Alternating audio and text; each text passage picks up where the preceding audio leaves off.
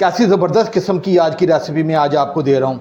आप इसे रोटी के साथ भी खा सकते हैं, चावलों के साथ भी खा सकते हैं और चमचियों के साथ भी खा सकते हैं। ये जानदार रेसिपी है, आपके सीने में ज़रा बराबर ये जलन पैदा नहीं करेगा और मैदे की तेज़ाबियत को ये ख़त्म कर देगी। ये आज की रेसिपी बिस्मिल्लाहिर्रहमानिर्रहीम। लाखों करोड़ों अरबों दरूदो सलाम आप सल्लल्लाहु अलैहि वसल्लम पर और आपकी आल पर। अल्लाह ताला आपको खुश रखे। मैं हूँ तारिक जावेद, आप देख रहे हैं दादा तारिक रेसिपी। गर्मियों के मौसम में ज़्यादा मसालेदार और चटपटी चीज़ें खाने को दिल नहीं करता और हर एक की कोशिश होती है कोई ऐसा खाना खाया जाए जिससे ज़्यादा सीने में जलन भी ना हो और मैदे में तेज़ाबियत भी ना हो। आपने मेरी ये रेसिपी बनानी है। आप दोपहर को खाने में, रात को खाने में, अगर आपने कुछ भी नहीं पकाया तो आप रोटी के साथ इसे खा सकते हैं और चावलों के साथ भी आप खा सकते हैं। अगर आप रोटी और चावल ना भी खाना चाहें तो आप चमचियों के साथ भी खा सकते हैं और बहुत ही कम मसालों से ये मैं आज आपको रेसिपी दूंगा। आपने शुरू से लेकर आखिर तक इस नाचीज़ की रेसिपी, जिस तरह मैं ये रेसिपी बनाऊंगा, आपने बना के सिर्फ एक मरतबा अपने घर में ट्राई करनी है। घर के तमाम अफराद इसे बड़े शौक से खाएंगे और आपकी तारीफ भी करेंगे। आए अपनी रेसिपी की तरफ चलते हैं। खास रेसिपी के लिए मैंने एक अदद कद्दू लिया है और ये तकरीबन 120 ग्राम का है। आप ये लंबी लौकी है वो भी ले सकते हैं। मैंने ये कद्दू लिया है, इसके बहुत फ़वाइद हैं और ये 12 महीने की सब्ज़ी है। गर्मियों में इसकी हिफाजत बहुत ज़्यादा बढ़ जाती है क्योंकि ये तासीर में ठंडी होती है और बहुत कमाल की चीज़ है। और कद्दू जब भी आप लें, आप थोड़ा सा देख के लें कि इसका जो ये डंडल होता है इसमें हल्की सी रुई होनी चाहिए, इसका मतलब, और थोड़ा सा ये हार्ड होना चाहिए। इसका मतलब है कि ये कद्दू फ्रेश है और ये ज़बरदस्त कद्दू है। सबसे पहले इसकी हम कटिंग करेंगे। कद्दू के तो बेबहा फ़वाइद हैं। सबसे बड़ी बात है कि मेरे प्यारे नबी सल्लल्लाहु अलैहि वसल्लम ने बहुत पसंद किया है, खजूर और कद्दू को बहुत पसंद किया गया है और इसे आप अपनी ग़िज़ा का हिस्सा बनाएं। बहुत ताकतवर ये सब्ज़ी है जी। मैंने कद्दू के छिलके उतार लिए हैं और आपने हल्का सा ये थोड़ा सा काट के ये आपने चेक भी करना है कि कहीं ये कड़वा तो नहीं है। अगर कड़वा हो तो आपने इसे अलग कर देना है, वरना ये किस आप सालन में या कहीं इस्तेमाल करेंगे तो वो आपके सालन को ख़राब कर देगा। इसे मैं थोड़ा सा चेक कर लेता हूँ। ये मीठा है और इसकी हम कटिंग कर लेते हैं। तो दिल को ताकत देता है, कैंसर से बचाता है, ब्लड प्रेशर के लिए बहुत फ़ायदेमंद है, आँखों के लिए बहुत फ़ायदेमंद है।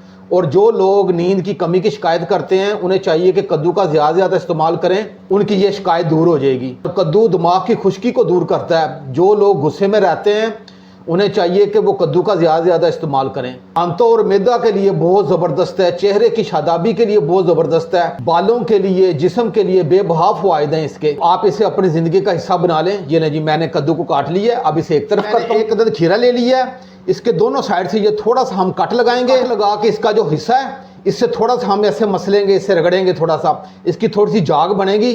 तो आप ये 1 मिनट के लिए ये अमल करेंगे दोनों तरफ से खीरे की झाग निकाल लीजिए थोड़ी थोड़ी और अब इसे एक तरफ करूँगा। इसके आपने छिलके नहीं उतारने, इसे आपने कटिंग कर लेनी है। 4 हिस्सों में ये कटिंग करूँगा मैं। और खीरे के बहुत ज़्यादा फ़वाइद हैं। खीरा बालों के लिए बहुत फ़ायदेमंद है, सीने की जलन के लिए बहुत फ़ायदेमंद है और ब्लड प्रेशर के लिए बहुत फ़ायदेमंद है। इससे ज़्यादा ये कब्ज़ के लिए बहुत फ़ायदेमंद है। खीरा जल्द को चमकदार बनाता है और हर तरह से कैंसर से बचाता है। बहुत कमाल की चीज़ है। ये नहीं जी, मैंने खीरे को भी काट लिया है। अब इसे भी एक तरफ करता हूँ। पुदीने की एक गठी ले ली है। आपने इसके पत्ते अलग करने हैं, इसके जो डंडल हैं वो नहीं इसमें डालने। आपने पत्तियों को अलग कर लेना है और इसे आपने 2 से 3 पानी अच्छे तरीके से धो लेना है क्योंकि इसमें रेत मट्टी होती है वो तो इसका साफ़ करना बहुत ज़रूरी है। तो बेबहा फ़वाइद हैं। ये मैदे के लिए, आंतों के लिए बहुत फ़ायदेमंद है और तमाम जिस्म की बेचैनी को ये ख़त्म कर देता है। इसके सारे पत्ते निकाल के इसे 2 से 3 पानी इसमें धो लेंगे। एक अदद मैंने मीडियम साइज़ का प्याज है, इसे मैंने रफली काट लिया है और एक अदद मैंने हरी मिर्च ली है, इसे मैंने रफली काट लिया। चूल्हे की फ्लेम को मैंने ऑन कर लिया है और आँच को रखा है मैंने मीडियम और ऊपर मैंने अपनी कढ़ाई चढ़ा दी है। अब आपने आधा गिलास पानी इसमें सिर्फ डालना है। आधा गिलास से आपने ऊपर नहीं डालना है, जिसे कद्दू भी कहते हैं, ये हम इसमें डाल देंगे। बिस्मिल्लाहिर्रहमानिर्रहीम। गिलास आपने आधा डालना है और इसे हमने तकरीबन 5 से 6 मिनट पकाना है। इसे थोड़ा सा नरम करना है। कम पानी डालने की वजह यह है कि इसका पानी इसी में ही हमने जज़ब करना है ताकि इसकी जो ग़िज़ाइयत है वो ज़ाया ना जाए। ये आपने बात थोड़ी सी नोट फरमा लेनी है कि पानी आपने आधे गिलास से ज़्यादा नहीं डालना और आँच आप बेशक मीडियम से थोड़ा सा लो ही रख लें। इसे हमने गलाना है, गला के इसी पानी को हमने इसी में खुशक करना है। अब इसे मैं ढाँप के रखूँगा और मुझे 5 से 6 मिनट लगेंगे। अब 5 से 6 मिनट के बाद मिलते हैं जी। मुझे ढाँप के रखे 5 से 6 मिनट हो गए। अब इसका ढक्कन उठा के चेक कर लेते हैं। ये लें जी, कद्दू अच्छे तरीके से और इसे हमने बहुत ज़्यादा नरम नहीं करना, और इसका पानी भी इसमें खुशक हो चुका है। ये मैं चूल्हे की फ्लेम को थोड़ा सा हाई करके ये जो थोड़ा सा ये जूस, ये पानी है इसका, ये इसी में मैं जज़ब कर जी मैंने चॉपर ले लिया है। ये हर घर में ही होता है, ये आम सा चॉपर है, इलेक्ट्रिक चॉपर नहीं है मेरे पास, ये हैंड चॉपर है, ये मैंने ले लिया। सबसे पहले ये खीरे हैं ये मैं इसमें डाल दूंगा, बिस्मिल्लाह, और प्याज ये भी साथ डाल दूंगा, और ये पुदीना था, इसे मैंने 2 से 3 पानी अच्छे तरीके से धो लिए, ये भी साथ डाल देंगे। और ये थोड़ा सा धनिया है, ये भी साथ डाल देंगे। और एक अदद मैंने टमाटर लिया है, इसे मैंने रफली काट लिया, ये भी डाल देंगे। और ये एक हरी मिर्च है, ये भी डाल देंगे। और इन तमाम चीज़ों को मैं चॉपर में डाल के अच्छे तरीके से इसे मैं बारीक कर लूँगा। 1 से 2 मिनट लगेंगे मुझे, ये अच्छे तरीके से बारीक हो जाएंगे। जी मुझे 2 मिनट हो गए हैं, और इसे अब चेक भी कर लेते हैं। ये लें जी, हमारी तमाम चीज़ें अच्छे तरीके से चॉप हो गई हैं। अब ये जो कद्दू था जिसे हमने 50% अच्छे तरीके से कुक कर लिया था, और इसका पानी इसी में जज़ब किया ताकि इसकी ग़िज़ाइयत ज़ाया ना जाए, ये भी इसमें डाल देंगे। और ये डाल के इसे भी 1 मिनट के लिए मैं चॉपर में चॉप कर लूँगा। जी 1 मिनट हो गया, अब इसे उठा के चेक कर लेते हैं। ये ले जी, हमारी बेहतरीन सब चीज़ें अच्छे तरीके से चॉप हो गई। मैं आपको ज़रा करीब से भी दिखाता हूँ। बहुत कमाल की रेसिपी बनने जा रही है, ये आपके इंशाल्लाह जिस्म में सुख और चैन पैदा कर देने वाली ये आज की रेसिपी है। जी मैंने तमाम चीज़ें जो चॉपर में चॉप की हैं उसे अलग प्लेट में निकाल ली है। मैंने एक बाउल में आधा किलो दही लिया है, और इसे अच्छे तरीके से मैंने बीट कर लिया है। टीस्पून मैंने ज़ीरा पाउडर लिया है, और हाफ़ टी स्पून से थोड़ा कम मैंने कश्मीरी दड़ा मिर्च लिया है, ये तेज़ नहीं होती। और हाफ़ टी स्पून से थोड़ा सा कम मैंने काली मिर्च लिया है, और हाफ़ टी स्पून मैंने ये नमक लिया है। नमक आप अपने जायके के हिसाब से कम ज़्यादा कर सकते हैं। और ये सारे मसाले मैं इसमें डाल दूँगा, और इसे मैं अच्छे तरीके से मिक्स करूँगा। जी मैंने तमाम मसालों को दही में अच्छे तरीके से मिक्स कर लिया है। ये जो तमाम चीज़ों को हमने जो चॉपर में डाल के चॉप किया, ये मैं इसमें डाल दूँगा, और इसे अच्छे तरीके से मिक्स करूँगा।